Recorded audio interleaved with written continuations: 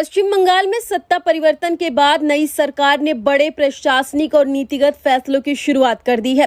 मुख्यमंत्री शुभेंदु अधिकारी के नेतृत्व वाली सरकार ने राज्य के गैर सांविधिक बोर्डों और सार्वजनिक उपक्रमों में नियुक्त सभी नॉमिनेटेड पदाधिकारियों की सेवाएं समाप्त करने का आदेश दे दिया है।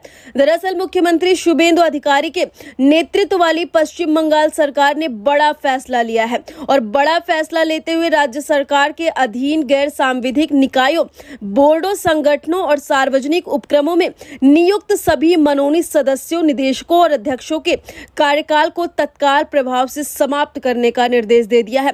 जी हां, इसके साथ ही राज्य सरकार ने 60 साल की सामान्य सेवानिवृत्ति आयु के बाद एक्सटेंशन या रीअपॉइंटमेंट पर कार्यरत अधिकारियों और कर्मचारियों की सेवाएं भी तत्काल प्रभाव से समाप्त करने को कहा है।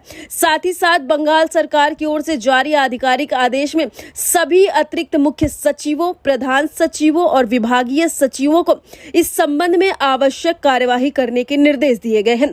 बंगाल सरकार के एक सीनियर ब्यूरोक्रेट ने बताया कि सक्षम प्राधिकारी की मंजूरी के बाद यह फैसला लिया गया है। हालांकि सरकार ने अभी तक यह स्पष्ट नहीं किया है कि इस फैसले से कितनी नियुक्तियां और सेवा विस्तार प्रभावित होंगे। वहीं पश्चिम बंगाल के मुख्यमंत्री शुभेंदु अधिकारी ने बीते सोमवार को पहली कैबिनेट बैठक के बाद कई बड़े फैसलों की घोषणा की है। उन्होंने कहा कि राज्य सरकार ने बांग्लादेश सीमा पर फेंसिंग के लिए बीएसएफ को लैंड ट्रांसफर करने को तत्काल मंजूरी दे दी है। यह प्रक्रिया 11 मई से शुरू होकर 45 दिनों में पूरी कर ली जाएगी। मुख्यमंत्री ने यह भी ऐलान किया है कि राज्य में केंद्र सरकार की आयुष्मान भारत योजना को लागू किया जाएगा। इसके अलावा केंद्र की अन्य योजनाओं को भी राज्य में लागू करने का फैसला लिया गया है।